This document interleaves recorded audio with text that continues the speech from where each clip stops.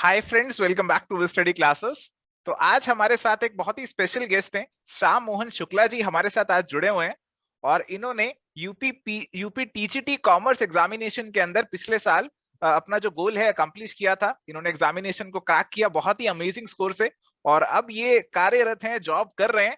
तो इनसे बहुत सी बातें आज जाननी है हमें, इनकी प्रिपरेशन के बारे में और कैसी इनकी जॉब चल रही है, कैसा एक शेड्यूल रहता है एक टीजीटी टीचर का। तो वो सारी बातें इनसे डिस्कस करने वाले हैं। सबसे पहले तो इनका बहुत बहुत स्वागत है जी। You are we welcome you to Dev study classes platform. बहुत अच्छा लग रहा है आपके साथ जुड़ के। धन्यवाद सर, सबको नमस्कार।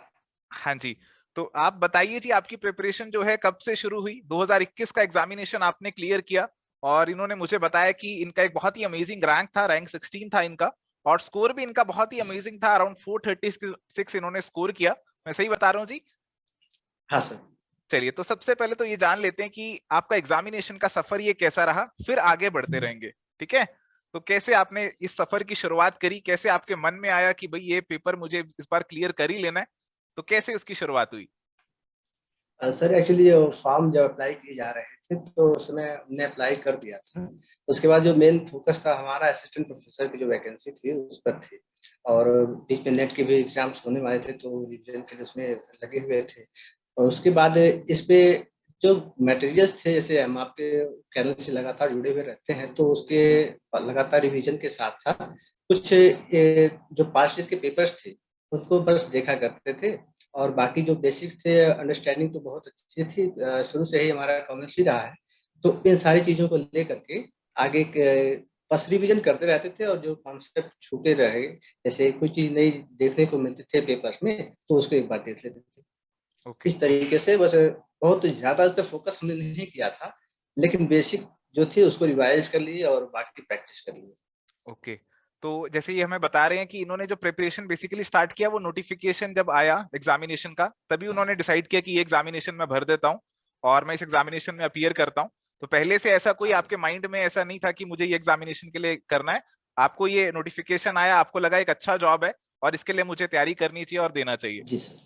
ओके ओके, तो आपको क्या लगता है कि जैसे बहुत से जो स्टूडेंट्स हैं वो प्रिपेयर करते हैं असिस्टेंट प्रोफेसर के लिए, और असिस्टेंट प्रोफेसर की आपको पहले जॉब के लिए नेट क्लियर करना पड़ता है, जेआरएफ एस्पायर करते हैं, कहीं पीएचडी भी करते हैं। तो आपको लगता है कि ये एक अच्छा बैकअप ऑप्शन है अगर आप प्रिपेयर कर रहे हैं उस एग्जामिनेशन के लिए? तो ये वाला एग्जामिनेशन कोई बुरा एग्जामिनेशन नहीं है, एक बहुत ही बढ़िया एग्जामिनेशन है, और आप अपने आप को फाइनेंशियली सिक्योर कर सकते हैं एग्जामिनेशन क्लियर करके। एक्चुअली सर ये 2019 के पहले जो टीजीटी का एग्जाम होता था इसमें भी इंटरव्यू हुआ करता था, लेकिन 19 के बाद से इसमें से इंटरव्यू को हटा दिया गया। और इंटरव्यू हटाने से इसमें जो सिलेक्शन होनी तो वो बहुत ही अच्छे से फेयर तरीके से होने लगे। तो इसमें चांस बहुत पक्का हो गया, क्योंकि इसमें जो सबसे अच्छे प्लस पॉइंट है वो ये है कि केवल इसमें सब्जेक्ट पूछा जाता है, केवल आपके सब्जेक्ट स्पेसिफिक क्वेश्चंस होते हैं। और इस नाते से इसमें हमें प्लस पॉइंट मिल जाता है। 125 जो क्वेश्चंस होते हैं सारे के सारे हमारे अपने सब्जेक्ट्स के होते हैं। इस नाते से ये बहुत ही सिक्योर स्टेटस बनाया हुआ है अपने, जिसके पास बीएड है और या फिर जो पीजीटी के लिए एस्पिरेंट्स हैं उनके लिए भी ये बहुत अच्छी बात है, क्योंकि अपने सब्जेक्ट का ही इनको प्रिपरेशन करना होता है। ठीक है, तो बहुत अच्छी बात इन्होंने ये बताई कि इसमें आपको अपने सब्जेक्ट पे फोकस करना है। अगर आपकी सब्जेक्ट पे कमांड है, इस एग्जामिनेशन को क्रैक किया, आपको जॉब मिल जाएगी। नेट में जेआरएफ में थोड़ा सा ये इशू रहता है कि आपने एग्जामिनेशन को क्रैक किया, उसके बाद आप जेआरएफ के लिए अप्लाई करते हैं तो थोड़ा सा लंबा समय रहता है और फिर आपको कहीं ना कहीं जॉब मिलती है। तो इसमें आपने बस एग्जामिनेशन को क्रैक करना है, कोई इंटरव्यू भी नहीं है टीजीटी की पोस्ट के लिए, और आपको डायरेक्टली जॉब मिल जाएगी। तो ये सबसे बेहतरीन चीज है इस जॉब के बारे में। तो ये मेरे को जी भी सर। बहुत बढ़िया लगी पर्सनली कि एकदम आपने एग्जाम क्लियर किया, नॉलेज के बेसिस पे आपका सिलेक्शन हो गया। तो दिस इज वेरी गुड। चलिए, अब मैं आपसे ये पूछता हूँ कि कितने महीने की तैयारी आपको लगता है, कितने महीने की तैयारी एक सीरियस एस्पिरेंट को करनी चाहिए इस एग्जामिनेशन को क्रैक करने के लिए? सर महीने का तो कोई काउंट नहीं है, अगर आदमी जो भी है और 2 या 3 महीने भी अगर उसने अच्छे से मेहनत कर ली, क्योंकि सारी चीजें हमारे नॉलेज में रहती हैं, उनको रिवीजन और प्रैक्टिस कर लें तो हमें नहीं लगता कि ये बहुत बहुत टफ चीज है, उसको हम बहुत अच्छे से अचीव कर सकते हैं और बहुत अच्छे रैंक के साथ कर सकते हैं। ठीक है, तो 2-3 क्वालिटी महीने ज्यादा जरूरी सफिशियंट है। है इसके लिए। हम्म। हाँ सर, मेहनत करना और रिवीजन करके उसको प्रैक्टिस करना, ठीक है। क्योंकि इसके जो लेवल्स होते हैं बहुत ही मिड लेवल के होते हैं, बहुत हाई इसमें क्वेश्चंस आते नहीं हैं। जो पास्ट पेपर्स हैं उसको देखने से ही पता चलता है कि जो इसका लेवल रहा है बहुत ही अच्छा रहा है, एकदम फैक्चुअल क्वेश्चंस आते हैं, डायरेक्ट क्वेश्चंस आते हैं सब। हम्म हम्म हम्म हम्म। ठीक है। तो ये इन्होंने बताया कि इसमें हमें ज्यादा फैक्चुअल और डायरेक्ट सवाल देखने को मिलती हैं, और यूजीसी नेट जी में सर। थोड़ा सा ऐसा नहीं होता, उसमें ज्यादा घुमा फिरा के सवाल आते हैं। हाँ, तो ये उसका एग्जामिनेशन लेवल इस तो। तरीके से आपका नेट एग्जामिनेशन से डिफरेंट है। आपकी सब्जेक्ट पे जी कमांड सर। है तो आप 2-3 महीने अच्छे से पढ़ाई करेंगे, जी जान लगा के पढ़ाई करेंगे, रिवीजन करेंगे, एमसीक्यूज की प्रैक्टिस करेंगे, प्रीवियस ईयर के सवाल लगा लेंगे, तो आप इस एग्जामिनेशन को क्रैक कर सकते हैं। आपके काफी अच्छे चांसेस बन जाते हैं इस एग्जामिनेशन को क्रैक करने में। ठीक है, बिल्कुल तो सर। ये बातें हमने इनसे जान ली हैं। अब मैं आपसे ये जानना चाहता हूँ कि कई स्टूडेंट्स का ये सवाल रहता है कि कितने घंटे की पढ़ाई करनी चाहिए इस एग्जामिनेशन को क्रैक करने के लिए, या फिर कोई भी सीरियस एस्पिरेंट है वो सोच रहा होता है कि यार इन्होंने एग्जामिनेशन क्रैक कर लिया, इनका ऑल इंडिया यूपी इस एग्जामिनेशन के अंदर इनका जो रैंक है वो 16 आ गया, तो कितने घंटे की पढ़ाई ये करते होंगे? क्या ये सारा दिन पढ़ते ही रहते होंगे, रात को पढ़ते रहते होंगे, या बस 5-6 या 7-8 घंटे पढ़ाई करते होंगे? सर एक्चुअली ये तो अपने ऊपर डिपेंड करता है, क्योंकि हर आदमी की अपनी कैपेसिटी और अपनी अपनी जो भी सिचुएशंस होती हैं उसके हिसाब से हम डिटरमाइन कर सकते हैं इसमें। लेकिन सबसे अच्छी बात है कि जो कोई भी हम जितने भी आवर्स वर्क करें वो पूरा डेडिकेटेड हो और उसमें कोई भी डिस्टरबेंस ना हो, रेगुलरिटी बनी रहे, बस ये ज़रूरी है। आवर्स कभी मैटर नहीं करते, मुझे ऐसा लगता है। ठीक है जी। और इन इनसे अब ये भी रेगुलरिटी जान होनी लेते चाहिए। हैं कि जैसे इन्होंने अपना प्रिपरेशन किया, तो एवर स्टडी क्लासेस के साथ तो ये जुड़े ही हुए थे, नेट के हाँ एग्जामिनेशन की सर। प्रिपरेशन भी कर रहे थे, और इसके जी अलावा सर। इनको क्या लगता है कि और कौन से हमारे पास जैसे एनसीईआरटी की बुक्स हैं 11th-12th की, या ऐसे हमें कोई बुक्स की तरफ भी जाना चाहिए इस एग्जामिनेशन के लिए प्रिपेयर करने के लिए? सर जहाँ तक हमने देखा था कि एनसीईआरटी की बुक्स को रेफर कर सकते हैं, क्योंकि वहाँ पे 11th-12th तो केवल कॉमर्स पढ़ाया जाता है। लेकिन सबसे मैं प्रायोरिटी देता हूँ ये यूपी बोर्ड की जो बुक्स होती हैं उनको, क्योंकि उनका ही उन्हीं के बेसिस पे जो क्वेश्चन पेपर सेट किए जाते हैं और वो बहुत अच्छा रोल प्ले करते हैं इसके प्रिपरेशन में। 9th ठीक है। क्लास से यहाँ पे यूपी बोर्ड में कॉमर्स होता है, इसलिए 9th क्लास से 12th क्लास से जो भी कॉमर्स की बुक्स होती हैं उनको रेफर किया जा सकता है अच्छी नॉलेज के लिए और अच्छी पकड़ के लिए उसको। ओके ओके, तो 9 से 12 की हम यूपी बोर्ड की जो कॉमर्स की बुक्स हैं उसको रेफर करना हाँ चाहिए। सर। ठीक है, और ये मैं आपसे जानना चाहूंगा कि जैसे आपको इस एग्जामिनेशन में सक्सेस मिला, तो आपने कभी कुछ ऐसा एनालाइज किया कि सबसे जरूरी चीज क्या रही होगी जिससे आपको इस एग्जामिनेशन में सक्सेस मिल गई? सबसे ज़रूरी सर जो बेसिक्स हैं, जो हमारे जो कॉमर्स के हैं बेसिक नॉलेज, वो चीज़ें और साथ ही साथ रेगुलर प्रैक्टिस, ये बहुत अच्छी चीज़ रही और इसी के साथ ही हम आगे बढ़ें तो अच्छा सक्सेस मिल सकता है इसमें। ओके, ठीक है, तो अब हमने इनसे बहुत सारी बातें जान ली प्रिपरेशन और स्ट्रेटेजी के बारे में। अब इनसे इनकी जॉब के बारे में भी जान लेते हैं। तो आपकी जो जैसे आपने बिल्कुल। एग्जामिनेशन क्लियर कर लिया, फिर उसके बाद आपको पोस्टिंग दी गई, पोस्टिंग एलोकेट की हाँ गई सर। आपको, तो कैसे सारा सिस्टम रहा, कैसे आपको जॉब मिली, और जॉब पे आपका कैसा एक पर्टिकुलर डे रहता है, कितने बजे आप जाते हैं, कितने बजे आपकी छुट्टी हो जाती है, तो थोड़ा सा ये आइडिया दीजिए।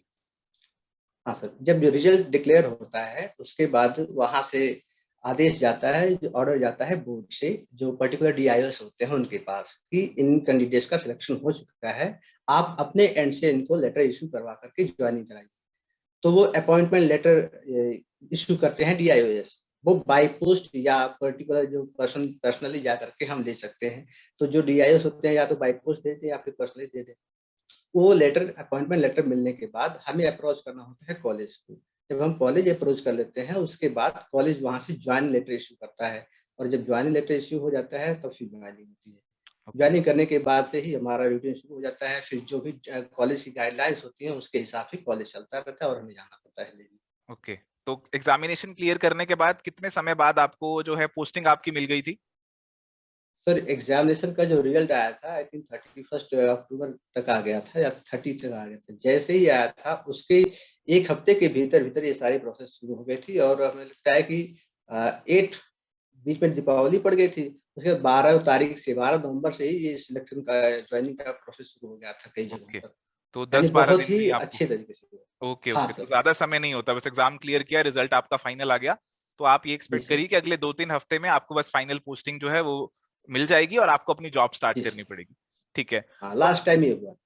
ओके ओके ओके ओके, तो अब आप जॉब पे जैसे अब कर रहे हैं, जॉब कर रहे हैं, तो अपना थोड़ा सा जी सर। एक्सपीरियंस बताइए कि सुबह कितने बजे आपका जॉब पे दिन शुरू होता है, और कैसे आपका जो पूरा दिन है वो बीतता है, और कैसे आपका जो दिन है वो कंक्लूड होता है?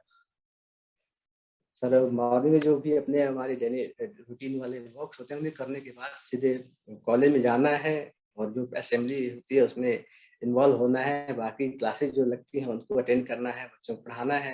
और फिर जो भी जो प्रिंसिपल्स के साथ मीटिंग होती है, इसमें स्ट्रेटजी पे डिस्कशन होता है, जो प्लान्स हैं उन पे डिस्कशन होता है और इस तरीके से जो अपने काम होते हैं वहाँ पे करने के बाद फिर घर आना होता है। ये रूटीन चलती रहती है और अच्छा लगता है वहाँ पे बच्चों के साथ इंटरैक्ट अच्छा करके। अच्छा अच्छा, खुद आप इतने इतने चुलबुले लग रहे हैं मुझे, बच्चों को तो भी बहुत ही मजा आता होगा इन सर से पढ़ते हुए। Thank you sir. चलिए बहुत बढ़िया लग रहा है इनसे बातचीत करते हुए। और आपका जो दिन है वो thank you sir. On an average कितने बजे आप फ्री हो जाते हैं अपनी ड्यूटी से? सर बहुत ही अच्छा वहाँ पे सिस्टम चलता है। 5 आई थिंक 5 आवर्स की ड्यूटी रहती है और उसके बाद वहाँ से तुरंत अपने घर आप जा सकते हैं। ओके ओके तो ओके, 5 आवर्स की ड्यूटी रहती है। ठीक है ठीक है। तो वर्क लाइफ बैलेंस मैं मानता हूँ कि सबसे बेहतरीन है इस जॉब के अंदर, कि आपको बहुत अच्छे। पूरा दिन ऐसा नहीं है कि सुबह से लेकर रात तक आपको जॉब पे रहना पड़ता है। तो आप अपनी फैमिली जी। लाइफ और आप अपनी, हालांकि अभी मेरे को बता रहे थे कि फैमिली तो अभी नहीं स्टार्ट किया इन्होंने, बट आप अपनी नहीं वर्क सर। लाइफ और आप अपनी पर्सनल लाइफ को अच्छे से बैलेंस आउट कर सकते हैं इस जॉब के जी अंदर। सर, ठीक है जी। बिल्कुल सर। और एक सवाल रहेगा एस्पिरेंट्स का जो तैयारी कर रहे हैं, तो वो ये जानना चाहेंगे कि इस जॉब पे सैलरी ऑन एन एवरेज कितनी मिल जाती है? जैसे स्टार्ट आपने किया तो स्टार्टिंग हाँ, सैलरी हाँ। ऑन एन एवरेज आपको कितनी मिल जाती है? थोड़ा सा उसका भी आइडिया दे दीजिए, लालच रहता है हाँ कईयों को सर, सैलरी का। तो ये सर इसका जो बेसिक पे है 44,900 रुपए है ये। उसके बाद इस पे, ये तो बेसिक पे है, इस पे 2 अलाउंसेस मिलते हैं, एक डीएनएस अलाउंसेस है और एचआरए। तो ये 2 अलाउंसेस मिलते हैं, कुल मिला-जुला के आई थिंक 61,000 के अबव, ओके 61,000 ये एचआरए पे फिर डिपेंड हो जाता है पर्टिकुलरली। तो उसके आई थिंक 60,000 के अबव मिल जाता है ओके, इसमें। ठीक है ठीक है। तो इनको पर मंथ जो है 61,000 के अराउंड मिल जाता है। और मैं हाँ मानता सर। हूँ एक बहुत ही डिसेंट अमाउंट है गवर्नमेंट जॉब से। आप देखो, और सबसे बेहतरीन चीज होती है ये, आपको गवर्नमेंट सिक्योर जॉब मिल चुकी है, फाइनेंशियली सिक्योर आप हो चुके हैं, और एक डिसेंट अमाउंट यस। आपको मिल रहा है, एक अच्छा सा वर्क लाइफ बैलेंस आपको मिल रहा है। तो एक बहुत बड़ी अचीवमेंट मैं मानता हूँ ये है। अगर आप इस जॉब के लिए प्रिपेयर कर रहे हैं तो ये मानकर चलिए बहुत ही बेहतरीन जॉब है, और आपको आगे बहुत ही मजा आएगा, बहुत ही अच्छा लगेगा इस जॉब को करते हुए। ओवर बर्डन नहीं जी सर। होंगे, ओवर प्रेशर नहीं होंगे, अच्छे से आप अपने काम पे मन लगा सकेंगे, बच्चों के साथ सारा दिन इंटरेक्ट करेंगे। तो एक बहुत ही अच्छा सा आपका एक्सपीरियंस जो है रहने वाला, ऐसा मेरे को महसूस हो रहा है इनसे बातचीत करते हुए। बिल्कुल सर। ऐसा ही है जी। हाँ सर। चलिए, बहुत अच्छा लगा इनसे मुझे बातचीत करते हुए। तो ऑलमोस्ट सभी बातें मैंने इनके साथ जो डिस्कस करनी थी वो यहाँ पे कर ली है। तो अब विदा आ गया जी, श्याम मोहन शुक्ला जी से अलविदा लेने का। उम्मीद करते हैं कि आप सभी ने बहुत कुछ सीखा होगा इनसे, इनकी जो आपको गाइडेंस मिली है आज, उससे डेफिनेटली आपको फायदा होगा आने वाले एग्जामिनेशन में। चलिए, तो thank you so much Shyam Mohan Shukla ji हमारे साथ आज जुड़ने के थैंक यू लिए। सर। चलिए जी, थैंक यू ओके सर, आप बाय। सबको धन्यवाद और हम विश करते हैं कि सबको जो जर्नी है वो सबको सक्सेसफुल बने और आगे के लिए शुभकामनाएं हमारी ओर से सबको। चलिए, इसी के साथ इस सेशन को कंक्लूड करते हैं। आप देखते रहिए ever study classes. Thank you, bye, take care.